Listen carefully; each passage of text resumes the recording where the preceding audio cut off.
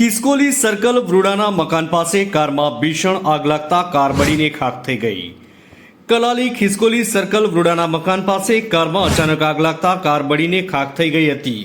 આગ લાગતા આસપાસના લોકો એકત્રિત થયા અને ફાયર બ્રિગેડને જાણ કરી હતી। વડોદરા શહેરમાં અવારનવાર અનેક વખત આગ લાગવાના કિસ્સાઓ સામે આવતા હોય છે, ત્યારે આજરોજ કલાલી ખિસકોલી સર્કલ નજીક વૃડાના મકાનો આવેલા છે, જ્યાં કારમાં અચાનક આગ લાગવાની ઘટના બની હતી। કારમાં આગ લાગતા આસપાસના લોકો એકત્રિત થયા હતા અને ફાયર બ્રિગેડને જાણ કરવામાં આવી। કોલ મળતાની સાથે જીઆઈડીસી ફાયર સ્ટેશનના લશ્કરો ઘટના સ્થળે દોડી આવ્યા અને પાણીનો મારો ચલાવી આગ પર કાબુ મેળવ્યો હતો, જે અંતર્ગત ફાયર બ્રિગેડ આવે એ પહેલા જ કાર બળીને ખાખ થઈ અને તે ફાયર બ્રિગેડના લશ્કરોએ પાણીનો મારો ચલાવીને આગ પર કાબુ મેળવ્યો હતો।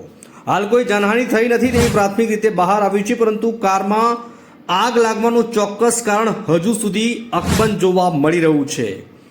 રિપોર્ટર વિજય ચૌહાણ, વડોદરા।